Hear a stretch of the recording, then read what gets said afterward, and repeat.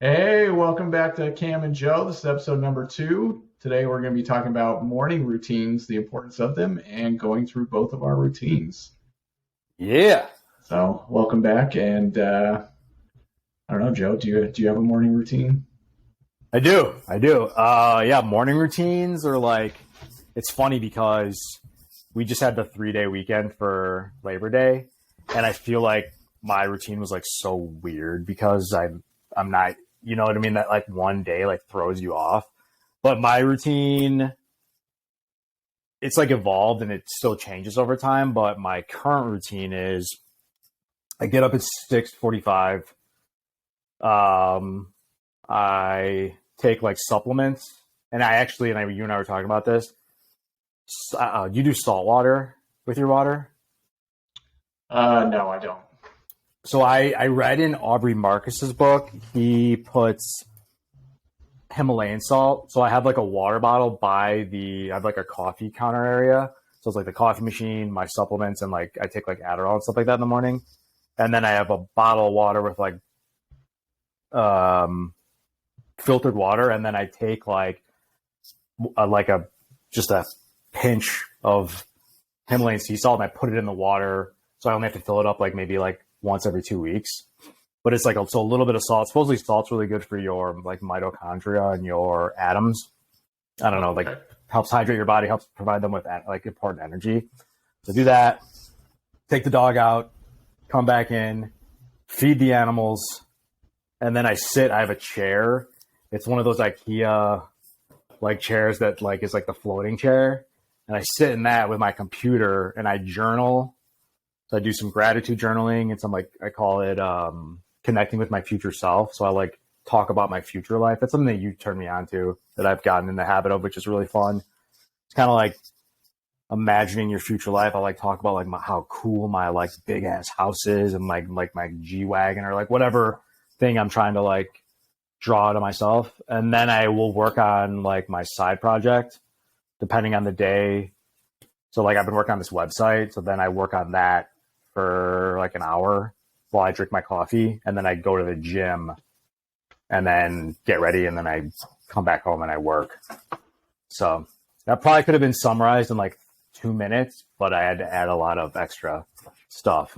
No, I I used like to it. meditate, but I got out of the habit. So that's the only thing that I think I'm missing. Okay, yeah, I like that. I like the detail. How long would you say from start to finish your routine takes? It's 6:45 to 8:30. So is that an hour and 45 minutes? Okay, yeah, that's Yeah. good. So Like you're giving I yourself about a should two leave a hour. little earlier because I need to be back. I work on Pacific time. So I start at 10 my time technically.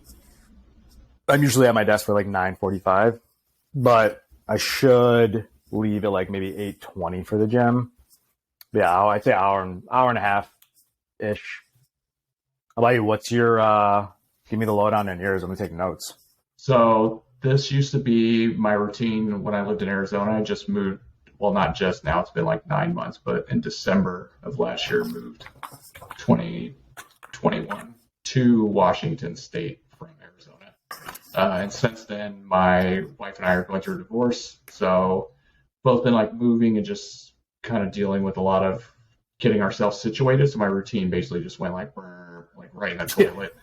So I started getting pieces of that back, and then this coming Monday is going to be like hard right back into it.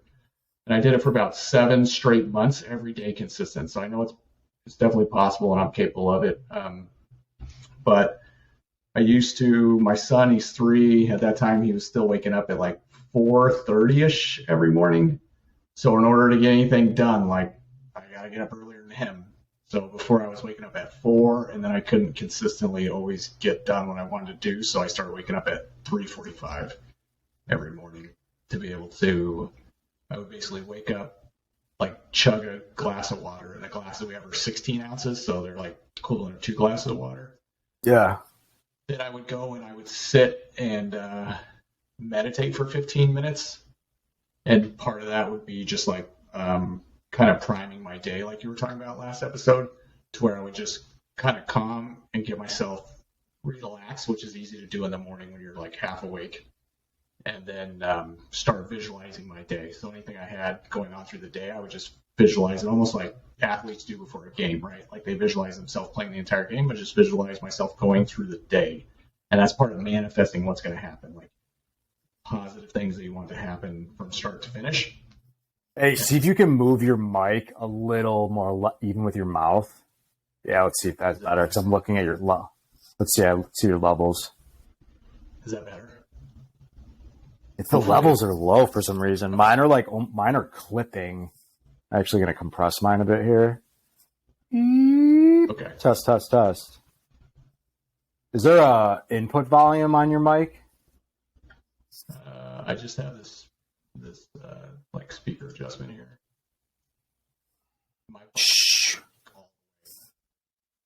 Can you see your sound? Yeah, I can see the meters. It's like 25-30% popping, but I'm talking pretty loud, so. Okay, maybe it's fine then. Okay. Cool. So I would do the meditation for about 15 minutes, and then I would read 10 pages of a book that I was on, and then I would also fill out my 5-minute journal, which I have right here. I'll show you. Yeah, what is that? This 5-minute journal I got on Amazon. I think a YouTuber made these. They're pretty nice, and I'm almost done with this one, so I just picked up a second one on Amazon. They're about $28 for the legit one, and like $20 for a knockoff. But on the inside, it basically, why I like it, I don't know how well you'll be able to see this, but it has this part that you fill out in the daytime, and then before you go to bed, you fill out this. And I'll tell you what the different ones are, and that's why I like it. So the first category is 3 things you're grateful for. The second category is what would make today great, which is part of like priming, like manifesting your day. And then there's a spot to write down 2 daily affirmations. So you fill that out in the morning, and then in the evening you come back and it wants you to list 3 amazing things that happened today, and then how could you have made today even better. And the reason I like these is because they also have an inspirational quote on each page. Yes. Start. So the great thing about this is you're getting the gratitude, priming your day, you're getting affirmations in, and then again at night you're doing gratitude again with 3 things that went well through the day. And then what could have made today better, I feel like is an opportunity for learning self-growth, like self-growth. Jeez, I can't even talk.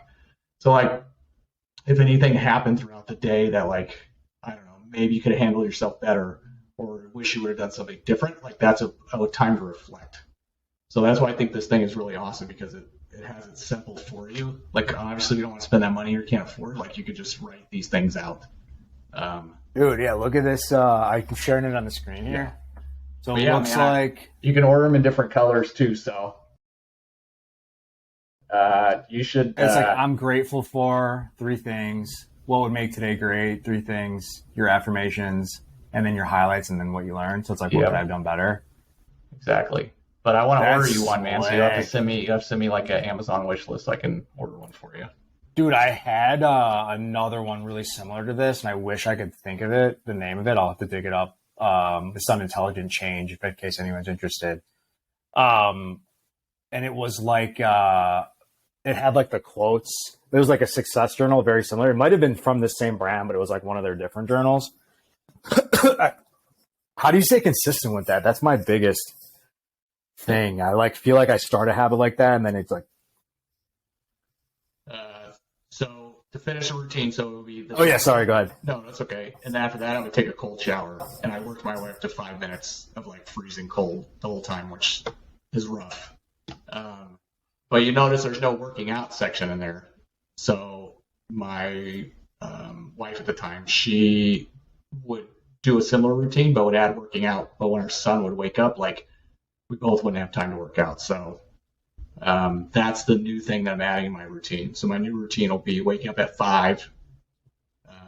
You hit the bathroom, chug the water, and then pre-workout shake, because that takes about 30 minutes to kick in to get nice and like jacked and ready to go. So during that time, that'll be when I do the 5-minute journal and 15 minutes of meditation with visualizing my day. And then I give myself an hour to go to the gym, which is across the street. So it's very easy to get to from 5:30 to 6:30. And then come back home take a cold shower, protein shake, be ready to start work at 7 a.m. Pacific Coast time because we work like East Coast hours. So what do you do when your shower water doesn't get super cold? I feel like during the summer the water never gets, because I do a cold shower also, but I don't do that as long as you do it. I do when I'm rinsing myself off, I turn the water to cold, so I let it hit like everywhere on my body, and then my forehead, my crown, my neck, and my chest. This is like where the like telomere sensors are, right? Yep. No, that's also good. You don't have to take an entire cold shower. You can just do it at the end. I don't know if you have access to your water heater, but you can try turning your water heater down in the summer so the water doesn't. Oh, that's a good idea, because I notice it in the winter. I can get like freezing cold. Yes. In the summer, I can get like cool, even if it's like all the way. Yeah. So like in Arizona, we would have to adjust our water heater down like 2 notches during the summer because it would be nothing but boiling, like scalding water because the garage would be like 150 degrees where the water heater was at. Dude, have you seen these immersion pools? Dude, I gotta show you this. So I saw this on Tony Robbins. Mm-hmm. He literally has a pool, Tony Robbins immersion pool, that is, yeah, here it is. It's ridiculous. It's essentially the size of a human being. Mm-hmm. This is, speaking of morning routines. Oh, this is wild. I've seen some really expensive ones you can buy that's basically like an outdoor bathtub. They can get like. Dude, they had one on Shark water Tank in. that looked really cool, and it was like what I would call affordable. Mhm. This is Tony Robbins is, he's a freaking multi-hundred millionaire. Yeah. This is his, and this is so cool. Like, I want this. All right, you see it? Mm-hmm. All right, so this is his routine. He does 11 this. even? Yeah. So I can do. Is that too I loud? do 10 minutes of time. And look at Oh, this yeah, tiny little that's pool. dope. It's like a miniature one-person hot tub, but freezing cold. Look at that. Oh, and deep. It's, you just jump in and your whole body goes like boom, and then like you're done. He's like 6'5". That thing has to be like 7 or 8 feet deep. Dude, how tall is he? He's probably like Tony even bigger than Robbins that. height. That's like a He 10-foot could hole. be like you just 6'10", dove into. 6'7". Oh my gosh. Yeah. Yeah, he's a monster. That's crazy. I want one of those, dude, so Yeah, bad. you could do that, or if you live near any body of water, like a lake or pond or river, you could go jump in that. I've seen for a cheaper one, the metal troughs that like people use for livestock for water, like horse troughs. Like they do in like sports movies, they're in that trough. Yep, you could just get one of those and like put ice in it. Overnight, even in Arizona, when it would be like 100 degrees at night, the water's freezing when you come out. So if you filled something water? like that up and left it out overnight and just put some type of lid over it, so like dirt and debris and stuff doesn't get in the water. You can just keep every morning just go like cold plunge. Really? How do you keep the water cold? I think it's because during the day it's so hot, and at night the temperature drops enough to where the water would get cold. I don't know. My son has And it's like cold enough because it. water play table that we leave out Yeah. filled overnight, and in the morning, I'm not kidding, it feels like it's like 60 degrees, the water freezing. Which is cold on your body, and when you're in 60 Heck degree yeah. water, yeah. Yes. But the point of the morning showers is like to shock your system, right? So there's a couple benefits for that. One, improves circulation, which is good, right? It helps wake you up. It reduces muscle soreness. So if you do it post-workouts, even better. That's why so many athletes do the cold soaks, like 15, 30 minutes of the ice baths because, it helps with sore muscles. It's crazy. It can also help to build your mental toughness, right? Like most things in your day that may happen through work or whatever that are going to like stress you out or upset you, it's probably going to be bad as standing naked in the freezing cold water. That initial like rush and shock that hits you, right? So I like that. That part about it, how it trains you to do uncomfortable things, or it gets you comfortable being uncomfortable. exactly. I gotta add some more minutes to mine, dude. And you can just build up. When I first did it, man, I was a sissy. I was like 30 seconds, and I would just be like, like 10, 15 seconds on each side, and I would just rotate my body like 4 times till the shower's hitting it everywhere. And after that, I would get out and eventually just work myself up to 5 minutes. Once you hit like 3 minutes, your body starts getting numb. So at that point, like Yeah. The other 2 minutes are like whatever. Dude, have you seen the Wim Hof method guy? Yeah, he's Bro, an animal. Yeah, it's a I simple wonder how thing. much that costs.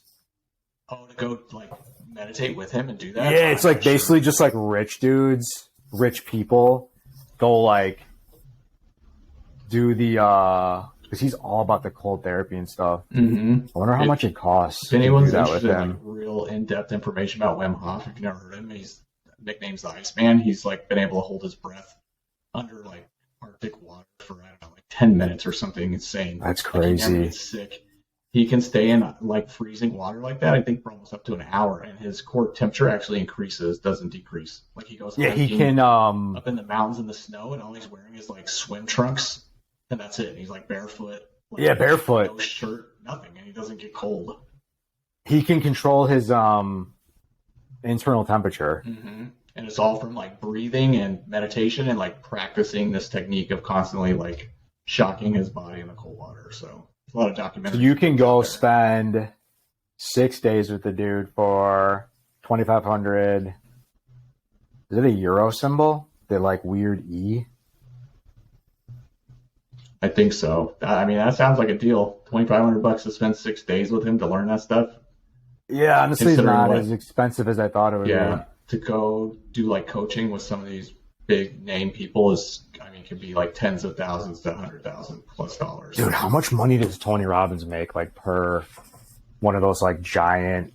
Probably a lot. So my ex went to the most, I think, the first one he had after COVID. That was in Florida, and the ticket I think was $750 for like a For like the frickin' nosebleeds, right? Or was it decent seats? decent. And they did the fire walking and everything as part of that too. So he has That's a so bunch of cool. different types of venues that you can go to depending on what you want to do. But that was, I think, one of the like kind of if you were to first start mindset ones. Dude, so I was I don't know we're like getting off the morning routine habit, but I feel like this all kind of plays into it.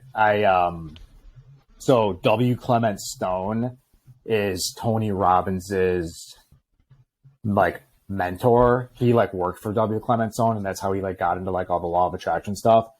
And Napoleon Hill was W. Clement Stone's mentor, who's like the grandfather of personal development, self-help. He wrote Think and Grow Rich. Mm-hmm. So I was just Googling, we watched this thing about Army Hammer. He comes from like this family that owned like Occidental Petroleum. Did you know this? Mm-mm. So he's like, he comes from like billionaire, like blue blood generational wealth stock. And apparently he's like a pretty hardcore sexual deviant. And so it's this whole thing about how his family's like weird and crazy and messed up, apparently, according to the thing. But anyway, so then I'm Googling like, documentaries about billionaires. And the Master Key System, which was filmed in 1953 by W. Clement Stone, and it's Napoleon Hill delivering his like Think and Grow Rich Master Key System in 13 episodes, and it's free on Amazon Prime. So I started watching it last night. It's fucking awesome. Like he's just this little old man with these circle glasses, but he's like his message is super cool. And that's the kind of thing you can do. There's so much information that's free out there, especially with YouTube and the internet, to where you can learn so much of this stuff if you're interested or want to dive deeper, like 100%. I feel like I stray away from that stuff occasionally, and then when I'm reminded of it, I get like re-excited, you know? It's like you got to like spend some time applying that stuff, and then you can like come back to the drawing board and like study some more and then like apply it some more. Exactly.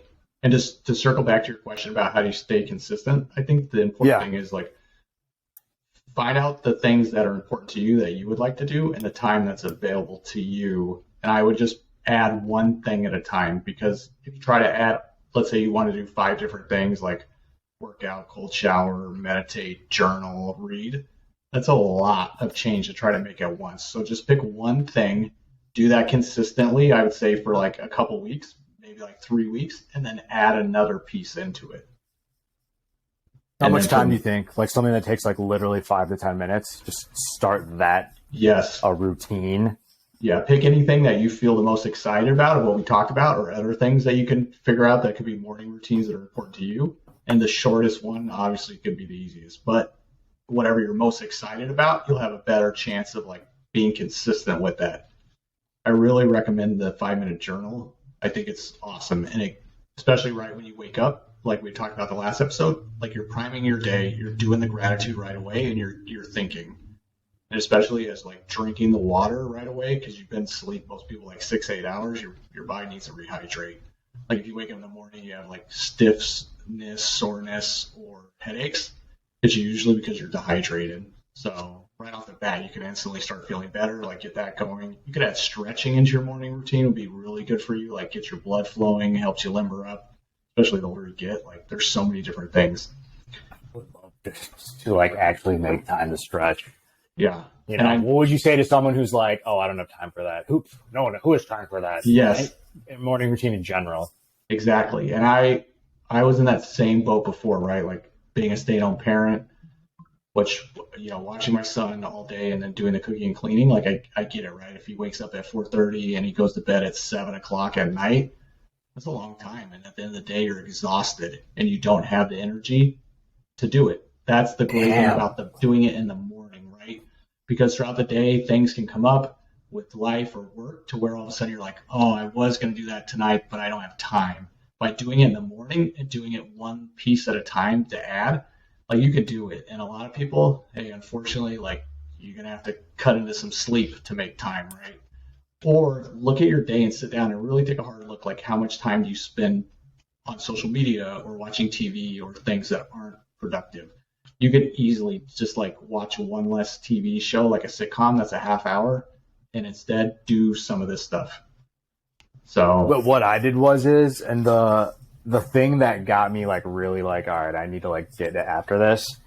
It sounds ridiculous, but The Rock has like a whole morning routine, and I was reading about it. He was like writing about it somewhere, and like The Rock's awesome, and he's like super successful, and he's like, I would rather be able to do my routine because I know my mind I'm in a better place and I will have a more successful day doing the routine. Even if I have to sacrifice an hour or two of sleep, I'd rather do the routine. So actually, I don't sacrifice sleep.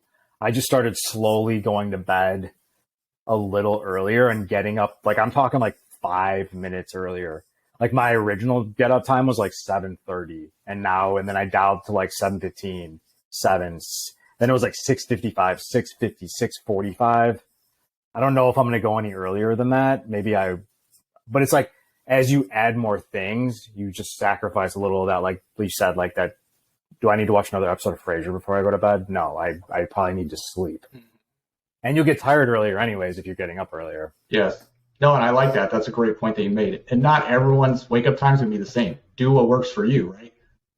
I mean, you might get up at 7:30, and that could be early for you for your day. So you just have to pick what works for your routine. And then going to bed so much earlier is, I think, hugely important. Like, what are you really doing that's productive, like after 9 or 10 o'clock at night?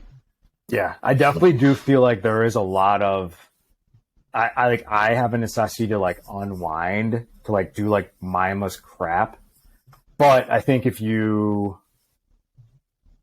long as you don't overindulge in that, like if I play like video games too late, then I'm like, shit, now I need to watch TV in bed for a little bit, and then I'm like screwed, you know? So There's definitely like, you were there when Steve Haywood was talking about the, he's like certain things you have to sacrifice to like accomplish big goals. Yeah. So like, yeah, you're going to have to make sacrifices but you'll feel better. You know what I mean? Like I don't even freaking use Instagram that much anymore. That's like probably an hour or two of my day I've like chopped off, and I don't miss it at all. Just a habit that I built. And it seems like a lot to do at first, but if you just take it a piece at a time, and then you'll start to notice how much you feel better. Like you'll have more energy throughout the day. And the great thing about doing it in the morning is in the evening when you're tired, guess what? You already did all that stuff and accomplished all that to where you don't have to feel guilty in the evening. If you want to just relax and unwind and watch a show or do whatever for entertainment, like you should go right ahead and be like, I earned it. Like I got up early, I did this routine, like feeling great. So that's the best thing. It's when I'm done with the day, I'm done because I did everything. And like, honestly, the luxury is that I get to go in the morning to work out because I'm on Pacific time and I live in Central time. So that's so freaking nice. Like, you don't get as good of a workout or a pump. You're not as strong in the morning. Your testosterone levels are a little lower. And I'm like not eating a bunch. But like you said, I'm like the last like task I do in my work day, my day is over. Like, it's so nice. I'm like, I can be a bum now. Yeah, and that makes it, I feel like, easier to commit to that, right? Like you were talking about The Rock, and one of the things that he says helps him stay on his diet is he has like a cheat day, which I don't even think he calls it a cheat day. It's like a reward day once a week to where he just That's a great way to look at it. eats like a whole pizza, like plates of cookies, and it doesn't affect his body at all because he stays strict the other 6 days. And that's like the fun. I'm going to look forward to that day. So if there's something for you that you're like, hey, I like to do this or that, or like I'm going to eat a Snickers bar or whatever, like at the end of the week, you should have some type of thing that you're rewarding yourself to where like I got up and did my morning routine every day this week. Yeah, I really like the thing you said is cheat day versus reward day. It's a reward. You're not cheating yourself, you're rewarding yourself. And it's a cheat day, it's just like fun. Like we do Friday cheat day. I'm gonna start calling it reward day though. But it's fucking exciting because I'm like, oh dude, what are we gonna do for reward day? Yes. I'm like, this week I want to eat a dozen donuts. Like last week I ate an entire loaf of like frosted banana bread. It's so fucking good, dude. And you don't have to feel bad about it. Like, it's great. Yep, exactly. And then, because when you feel negative about that, you're also like making yourself feel bad or guilty, or it's like eating that you feel bad after, right? So there shouldn't be negative connotation involved with that. Yeah, that's an interesting one. And for like, what's cool too is when you're more disciplined with your fitness or diet, like, I don't even do like a cheat day. It's like a cheat meal. And even then I'm not like a total piece of shit. Like I'm like in my realm of discipline, a piece of shit, but like, I'm not like on the spectrum of piece of shit, like over here, like eating 7 gallons of lard. Like I'm like, it's a cheat. It's fun. It's a reward, but it's like, and that's what's cool too. It's like, it's almost like here's like the cheating and here's the accomplishing of anything, it like moves up like a stock chart, right? So even like on your dumpiest days, you're still higher than you were when you like started down here. And another thing I feel like can help someone if they're struggling to get started is having somebody that keeps you accountable, or also doing this with someone else, especially if they live under the same roof as you, because then you can, both be getting up at the same time, or both be checking like, hey, did you journal today? Like, oh, no, you didn't. Like, you forgot this morning. Like, go do it now or whatever, right? What's your ex's name? Sabrina. Sabrina. Was she good at being an accountability buddy, Sabrina? Yeah. So she's a night person. I'm a morning person. So I wouldn't even set an alarm to wake up. So people can try this. This is going to sound crazy, but I think it'll tie into our first episode. Before you go to bed, just tell your body what time you're going to wake up in the morning and watch what happens. Set your alarm for like 10 minutes after that time and see if you wake up before your alarm. So on days. So then you have the safety net, so you don't even have to worry about it. Yeah. But I would just get to the point where I would tell myself, like, I'm waking up at 4 a.m. in the morning. Like, I just tell my body, that's what we're doing. I'm waking up at 4 a.m. Like 3:58, I would just wake up. After you do it enough times, your body will just be used to waking up at that time. So it sounds crazy, but go ahead and try it. Set an alarm as a backup. I like that. But some people, like, she would sleep like the dead, so I would get up and then I'd have to wake her up a couple times, or she would still be like coming to, and I'm just like, all right, I gotta go start, like, time is ticking, and then I would do something and come back, and then she would get up. So that's an interesting phenomenon, and I'm wondering if people who like sleep more deeply or have a hard time waking up are like more tethered to the dream world, or like whatever like alternative consciousness or universe are existing, like they're able to go like deeper out of not I'm trying to say this, it's like, well, and if you've left your body while you're sleeping, which, like astral projecting, you don't realize sometimes you're sleeping, like you leave your body. So Yeah, I'm wondering if deep Takes people sleepers are like. that kind of come to. Have you ever done that, astral projecting? I actually bought a book and was doing it intentionally and actually had some things happening. But then when I discussed this to Jolene, she said I should never, ever do that intentionally because if you leave your body, something else may enter in your place. What? Negative things, yes. So I. And then you that. can't get back in it? I think you can get back in your body, but then you're not you. Like now something is controlling or influencing you. So you're, in a nutshell, you're like opening a portal that you leave out of, but like you can't like leave, close the door, reopen the door. Like the door just stays open until you come back. So I think anytime you leave, like, I don't know the specifics if it's just like you're protected or not, but like if you're intentionally leaving, I don't know if that changes or not, but anytime that you leave your body, there's a potential for something else to kind of, if it's close by, to jump in there. So I believe in that stuff. Well, maybe I don't believe it because it just scares me. So I'll give you a story. Anyway, yes, you can astral project. Like I did it. It was basically like a meditation routine that you do, and like the vibrations I would feel as like separation were insane. Like I can't even describe them. Like it literally felt like earthquake, like the whole bed shaking and everything. But from an outside perspective, like somebody seeing it, like nothing's going on. Like you were looking down on your. I could feel myself leaving, and then like one time that I went like I feel like decently as I was improving. This was over like several weeks of doing this every night before going to bed. I basically was like outside the parking lot, outside the apartment, like looking in. But then some noise happened or something like that. And I got freaked out. Like, do you ever start dozing off and then you start to like kind of dream, but you'll hear like a bell sound or you'll think someone's like knocking on your door, and then you wake up and like no one's there. Has that ever happened to you? Yeah, you're like so tired that you instantly slip into a dream state as you're dozing off. Yeah. So that's kind of like astral projecting, right? But I've heard and read that there's things that don't want you to go there, so they'll like do these things to like scare you back into your body. Anyway, this is like getting way off into super far land, but anyway, like you gotta be very careful. Whether you believe it or not, there's a lot of like crazy negative things out there, and if you're not protecting yourself properly, like some crazy shit can happen to you. So one night I was having this dream, and I'm trying to remember the specifics, but this was a couple of years ago. And in the dream, I was in like a version of an old neighborhood I used to live in, which is all these townhomes. And I was visualizing myself as like a 12 or 13-year-old. And there was a girl there. I have no idea who this girl was. The one anyone I recognized, also around similar age, and we were outside like I don't know playing kickball or something. And then all of a sudden the atmosphere and everything changed, and all of a sudden it started to get like very dark and scary, like something was going on.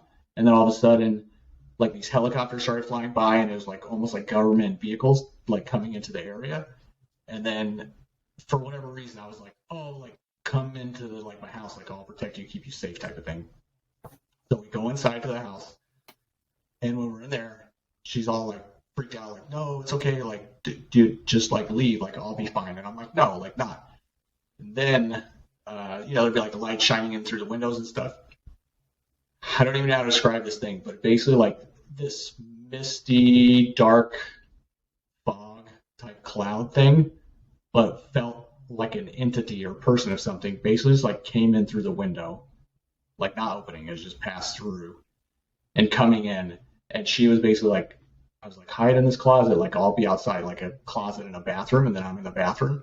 And as the thing got closer, I was like super terrified in the dream, and this all felt super realistic.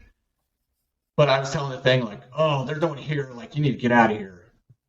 And it was kind of like, okay, like started to leave, and I think she made a noise or something like that, and it immediately turned and just headed straight for there. And I tried to be like, don't. The thing touched me. It just like passed by, like, and it's no human form. But in real life, this woke up Sabrina. I literally, she said I jumped like 2 feet off the bed, like sleeping, like my body jumped like that.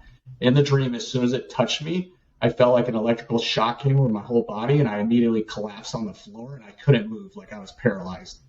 And I woke up from the dream, like breathing really heavily, and I couldn't move for like a couple seconds. Like I was basically like paralyzed. And she was like, "Are you okay? What the F just happened?" And then I explained the dream to her. So like, you might not believe it, but I'm telling you, there's weird stuff out there that we don't understand. And like, something like that happened. I'm like, my heart was racing, and I felt like this like pain, almost like I got like electrical shock when I woke up. And after a few minutes, like my heart rate went down, and like I was fine.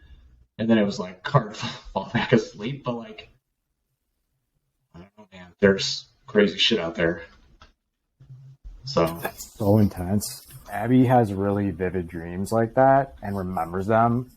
And I don't even want to put this out there, but just for the sake of the podcast, I so infrequently remember my dreams, and it's so annoying.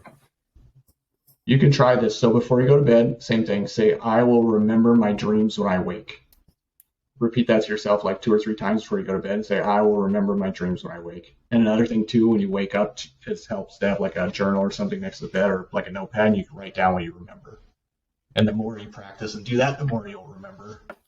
Yeah, like it's like a skill that like I could probably definitely like I'm like losing light here. I could definitely probably build, but I've definitely been like lazy about it. But it would be cool though, because the dreams I do remember are wacky.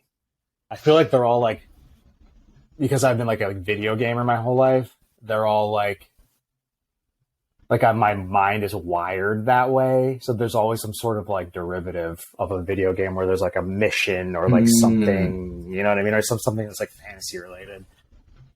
And you could be having. Oh, sorry. Go ahead.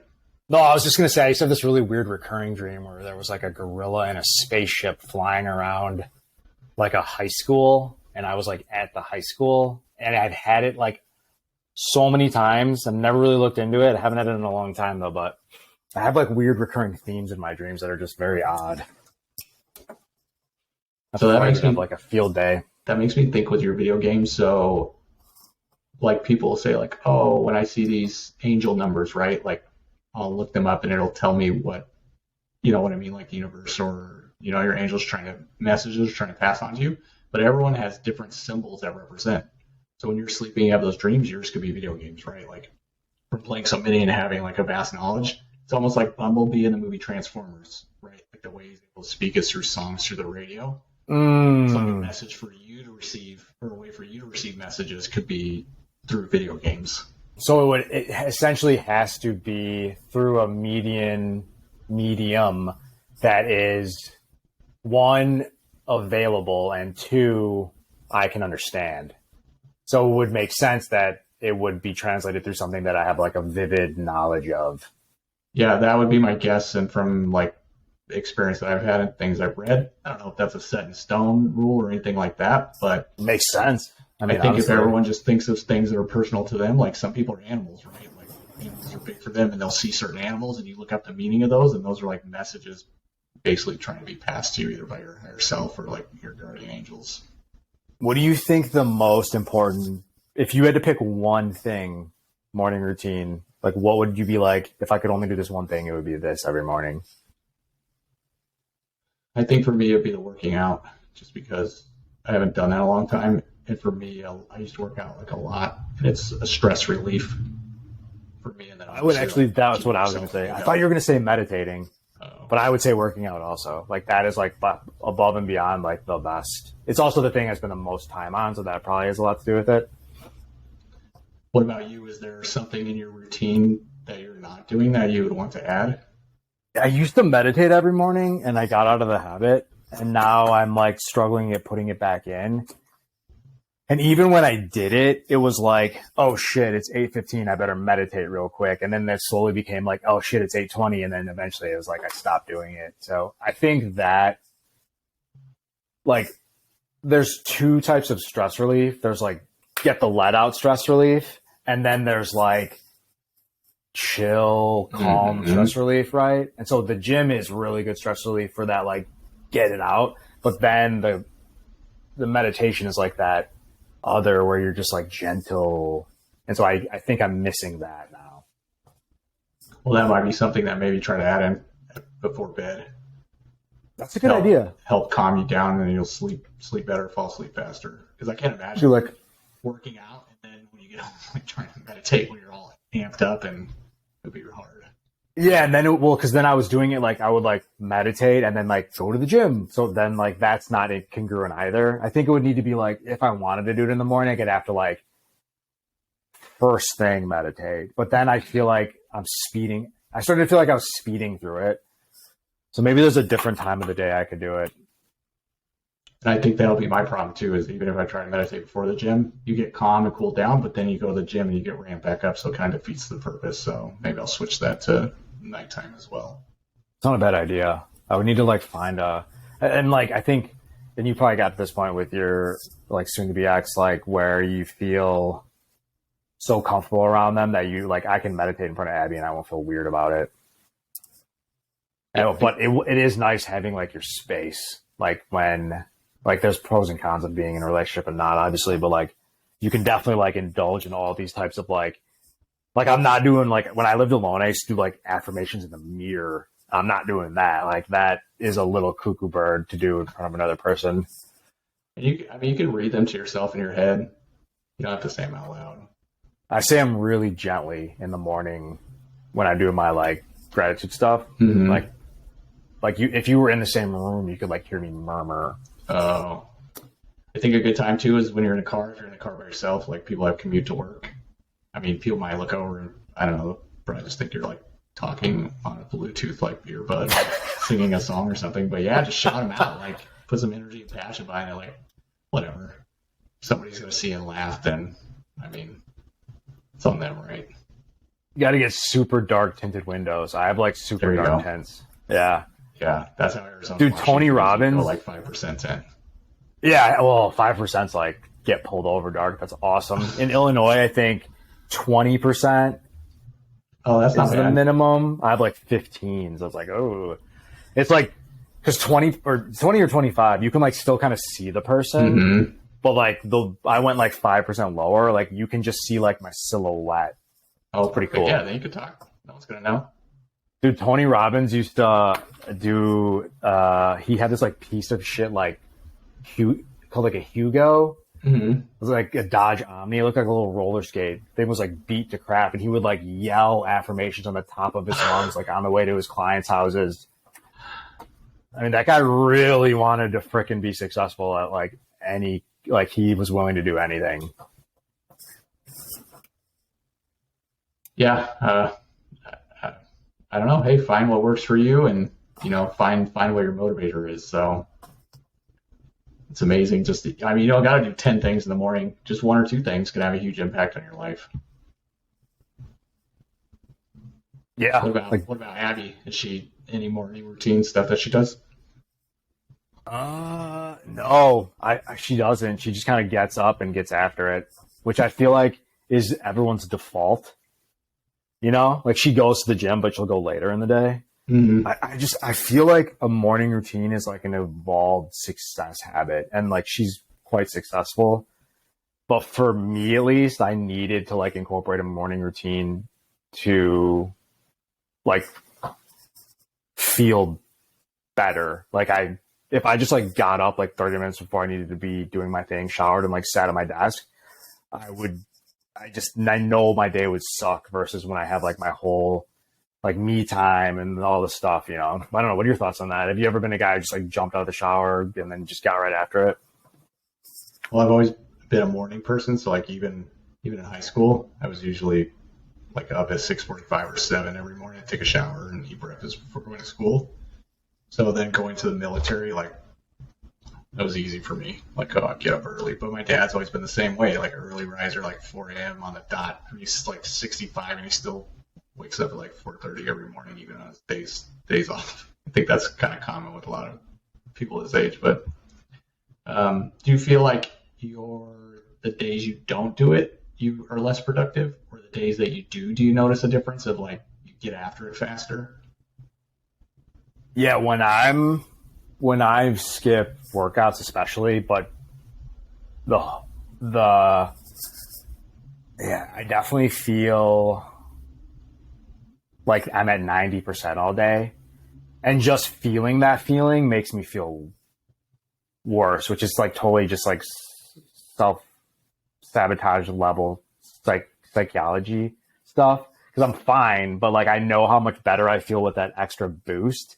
And so then I just feel all day that I'm not at my best. And then I don't like that feeling. And then, so like now I go to the gym every morning now during the week, especially because of work. I used to take it one day off, but that one day I was just like, it'd be in meetings like underconfident, you know, like you don't want to like say the thing that you would normally say. I don't know. What about you? Do you notice a difference? I felt like for sure when I was consistent with the routine before, I would be way more patient with my son as far as, I mean, even when I was kids, that many hours in the day, like you just get irritable sometimes and usually a lot less, you're not getting enough sleep, that sort of thing. So the days I would do it, I would be like super chill. If he would do something, I'm like, oh yeah, no big deal. Like, come on, we'll clean that up or whatever. So definitely made a big difference. Is that which component of it? Is it just having that like me time, or was it the meditation? Like which component? I think it was a combination of them because like before I didn't feel in control of my day because I would just, whenever time he would start stirring, like I would get up. But by doing that, then it's like, all right, I'm in control and I have some me time for me, even if it's only a half hour. And then doing being fully awake by the time he woke up was really good because then I go in there lots of energy and like, hey, like, oh, good morning. Like so excited to see him instead of walking in like, you sure you don't want to sleep for like 5 more minutes? You know what I mean? So I think that was the biggest part. And I wasn't working out at that time. That was just the cold shower and reading for, 15, 20 minutes and doing the 5-minute journal and drinking water. So dude, that's what's up. Work out. Like you can still, have huge impacts on your day of your attitude and stuff, just doing some of the other things.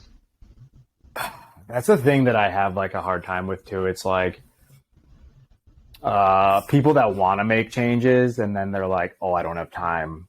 It's like,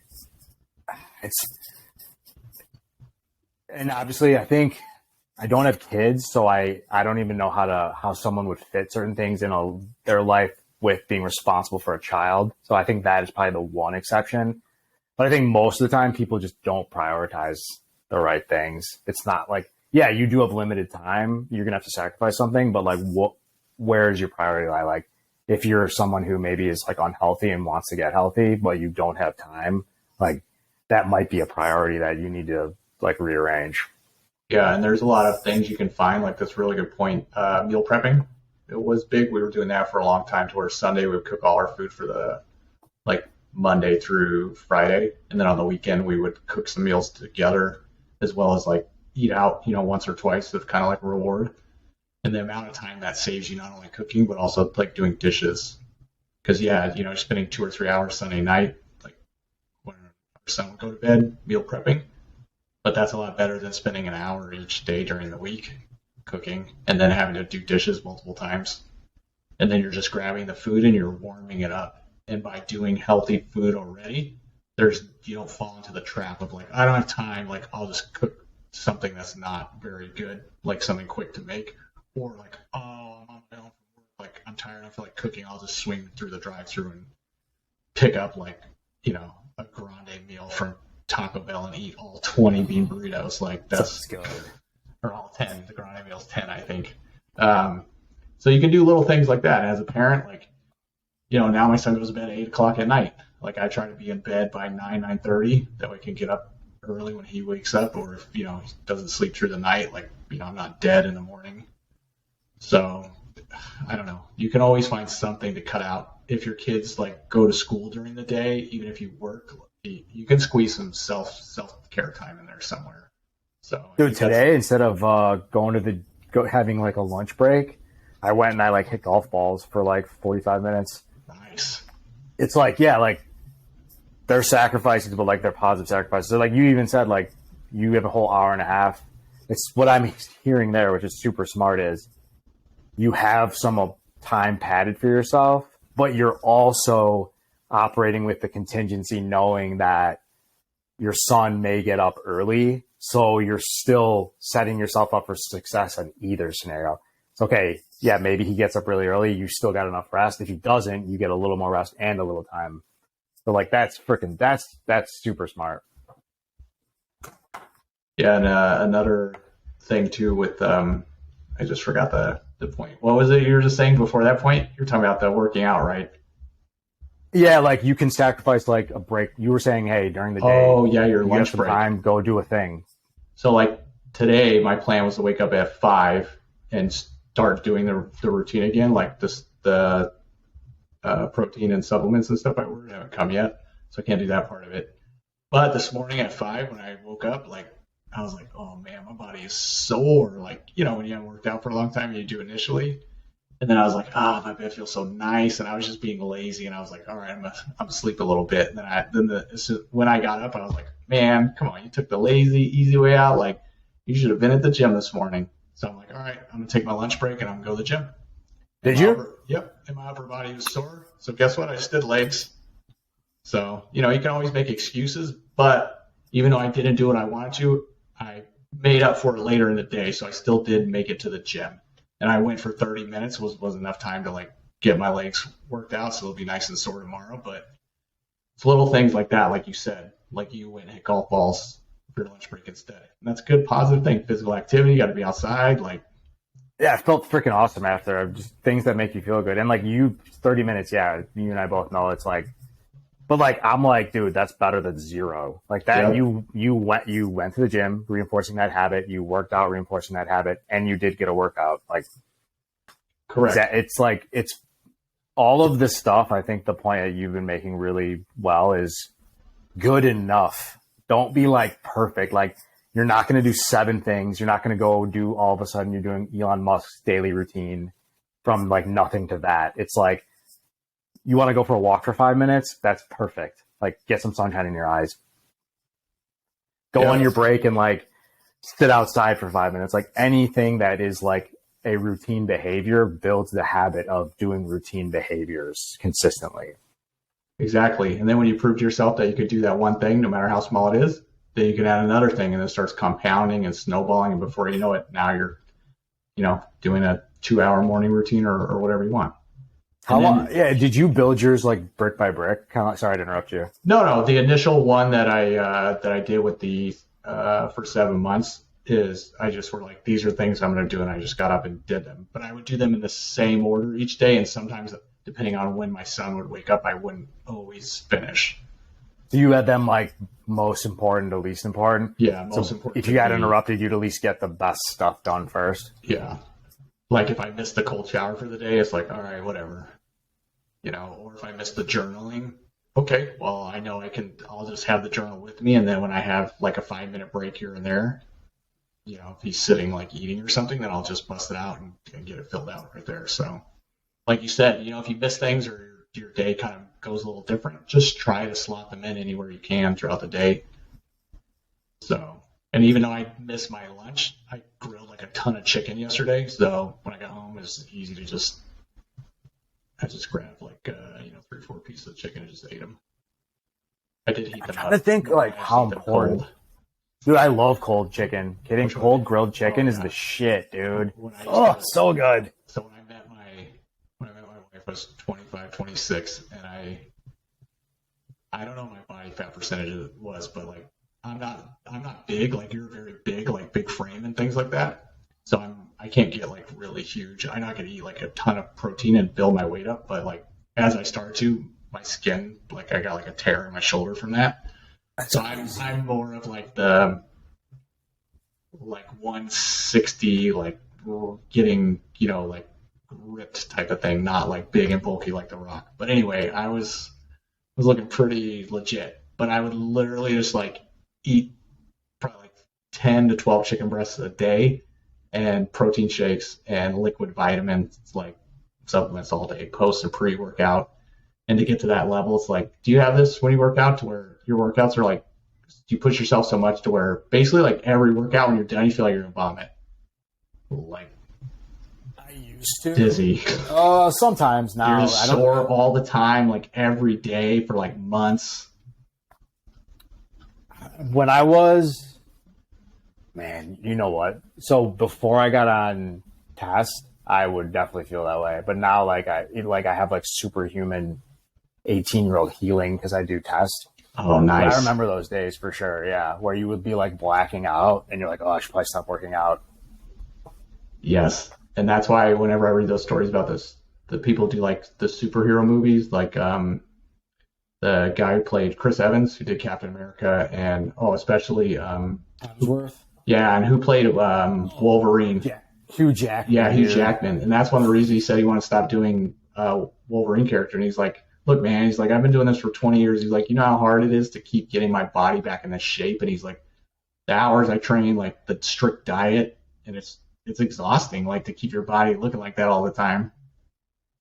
Yeah, that's like you do that for like a photo shoot, a competition, or like a vacation, and then the rest of the year you're at like B plus A minus. Yeah. Like all the dudes at the gym that are like just cock diesel all the time. I'm like, are you on like a never ending trend cycle? Like I think like I don't know. I just don't think that's possible to maintain No, forever. it's not sustainable. So, just do what's good for you. Don't worry about the photos of everyone else and stuff. But it's exhausting to maintain when you get that level. It looks nice, but It's a lifestyle, man. Like I tried to do like the social media, like I have like lifting pics on my Instagram, mhm. but like I tried that for like over like a year and a half, almost 2 years, maybe like a year and a half max total. And I'm like, I think I made $9. I got a ton of free shit. Oh, that's Like I good. got free supplements, clothes, that journal that I was telling you about, I got that for free, and I just have to like post about it. I got like CBD, all this crap. But it's like I can afford those things, and I don't have to put all this freaking effort. And like I started doing this fitness app, and I literally made like $4 one month and $5 another month, and I was literally not on top of working out like so much, doing gear, and then also Abby like filming and editing videos, posting all these. Dude, I was probably spending like an extra 10 to 20 hours a week just doing all this extra shit. Yeah, and I was like, dude, you're almost 40-year-old man. You're not going to become a fitness influencer. And like those days are gone. Like pick a different thing. And it was hard because it's like you don't want to quit because you're like, okay, yeah, I'm going to reach the tipping point. I'm going to reach the tipping point. But then it's like, that was a habit, or that was like a goal that I think it was okay to let go. It was hard to let go just because I'm going in circles here, but you know what I mean? Like, I think at some point you just have to like be like, this isn't an effective habit. There's parts of it that were effective, but the entirety of it was like just actually running me down. Yeah. Well, and then it's probably making working out not enjoyable for you, right? Yeah, I was like, this is a chore. I was like, Yeah. you don't, and I hate this saying, but it's true. You don't turn your hobby into your job, because then it starts to suck. Like, yeah, I would love to play video games for money, and I would do it, and I would probably be like, this is so easy and great. But then like you would just stop liking video games. Like you can't not feel like doing it ever. Like, all right, well, I gotta fucking eat. Well, do you see the grind that it takes for the people to do that? Like we had a Twitch channel, and we, built up followers and things like that. Like, in order to make those levels, I mean, you gotta be streaming like 10, 12, 16 hours a day, every day. You can't take time off. It's exhausting. Like, I don't know, just like we were talking about the gym. People probably think it's easy that you're just there and you're like, oh, in between a set, I'll just snap a selfie. But they don't realize, like you said, all the editing that's going on behind the scenes. And it wasn't just you doing it, Abby helping. Like, it's a lot of work.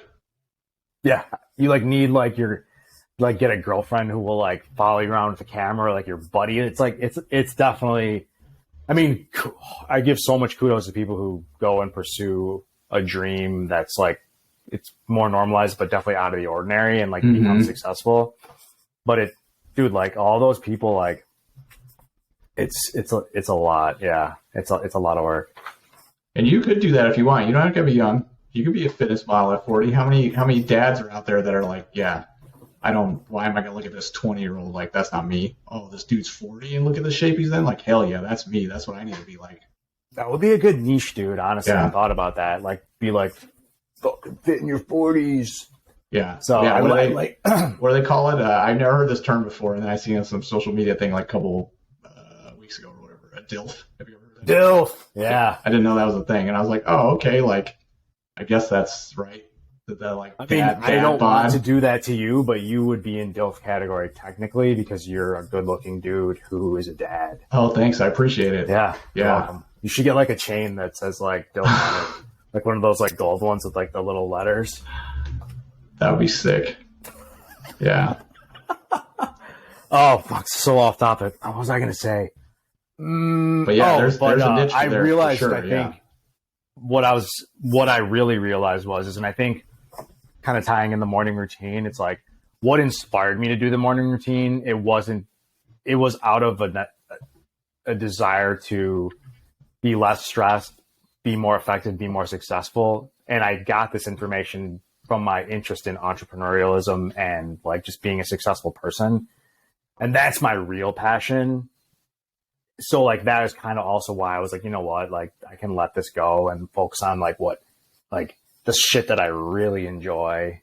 And also a lot of that I can just sit at a computer to do, which is like a lot easier. And I think you made a really good point, because it's not like saying that you gave up or that you didn't try it, but at a point it comes down to like, you know yourself and you know what your goals are. And sometimes it's okay to just be like, this isn't working for me, or this is not the way I envisioned it. Like I'm going to pivot and still take the positive aspects from this, the things I like doing, and I'm going to apply it to something else. And that's honestly too, that's like and it's like when you're young, you're supposed to try as many things as possible until like you find your thing. Some people get lucky. Abby, really young, figured out what she wanted to do and she's really great at it. I had to do like lots of different things. But even with the morning routine, like I've tried a lot of routines. I've tried a lot of different things. Like I can't tell you how many different like types of journaling or journals or like apps I've tried for like meditation or productivity or all the shit that is in my morning routine. And you slowly go, okay, I like this, but not this part of it. No, don't like this. And then how long did it take you to craft like the perfect routine? I think mine is like ever evolving, but it's probably been like at least 3 years where it just keeps getting to where it's like more and more like perfect.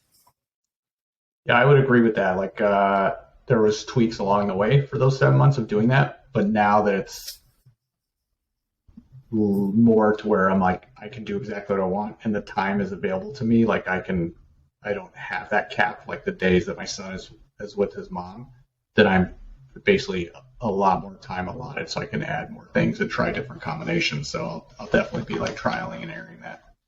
Dude, you should track that, and just I would be fascinated just to see like your journey on that or whatever, like from Genesis to, and it's like ever evolving, but if you find anything that you really like, let me know. Okay. And that's why I like the journal, because it's also a way you can go back in time and check and see, right? When you're writing these affirmations and you're writing these goals, right, and manifesting things, it's like a way to be like, oh my gosh, like 2 months ago I wrote I was thankful for this thing. And it can even be something in the future that hasn't happened yet. But like we talked about the last episode, you're writing it down like in the past tense, like you already have, you're grateful for already having that thing. Yeah, when I look back on the old journals, like ever have those days where I'm like, not feeling progress in life, I'm a bum. Like every once in a while you'll be like, I'm not as successful as I want to be. You can go back because you have it and you're like, oh my God, dude, like it's only been 2 years since X. Holy shit, I've made so much progress. But like day by day, it feels like nothing. Yep. But I literally did this the other day and I was like, it's only been 3 years since that. I was like, holy shit. And like, you can feel so good about like, oh my God, like I have made so much progress. It's like everyone always overestimates what they can do in like 6 months to a year, but everyone wildly underestimates what they can do in like 5 plus 3 plus 5, 10 years. And that's where the real big stuff happens. You just don't see it because it's like little baby steps up the mountain, you know? I like that. And then you forget even big things that happen along the way, you just forget about them. So by having it written down of like the positive things that happen each day, you can go back and look on it. Yeah, journaling's sick. I think that's got to be in my top 3, the journaling for sure. Just for the mere fact of the gratitude setting is part of that. I think that's almost like a separate thing. but to be able to like go back, and I do mine in a computer. I have like a Google Doc, and I make a new one every year, so that I can like go back and be like, what's going on this year? I don't do it a lot because it kind of makes me feel weird. I don't know why, but I'm like, what was I doing then? Well, I like that. Then you could also search for key terms and words through it, right? Like if you're talking about a specific goal or whatever, you could go back and look those up a lot quicker than flipping through pages. That's a good idea. I should try that. Man, I got some. I used to do writing journals from like 10 plus years ago, and I'm like, I was in like a dark place when I was in my early 20s, and I like should go back and read those. I've been afraid to, but I'm sure it would be like, oh, this is nothing. Like, look how sweet your life is now, bro. That's true. But yeah, it's cool. Before you start. Yeah, shield up. Yeah. Well, cool. Yeah, I mean, we're definitely at the hour mark here. Yeah. We've gotten on some tangents, but I feel like they're all interconnected. Any like last words you think to send our listeners on their way? Yeah, I just have 2 tips I would say to close. One is don't compare yourself to other people.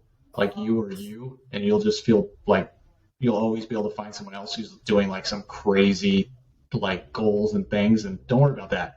Like it's just gonna, like you said, like make you feel like you're not accomplishing. It's just like keeping up with the Joneses. Don't even focus on that. Focus on your self-improvement and the steps you've been taking and compare it to yourself, because everyone's life is different. And then the second tip I would say is, like you were mentioning earlier, take bits and pieces from things. Like there's no set template of a routine that's like perfect for you, just because like Tony Robbins' routine is great for him, or Elon Musk's routine is great for him, or our routines are great for us. That doesn't mean it's good for you, right? So try out things that you like and build it to yourself. So those are the tips I would have. What about you, Joe? Any tips? Those are great tips. Yeah, and I think, and this is something that you suggested, and I totally agree, is the baby step one thing. I feel like a lot of these self-help gurus are well-meaning, but it's like a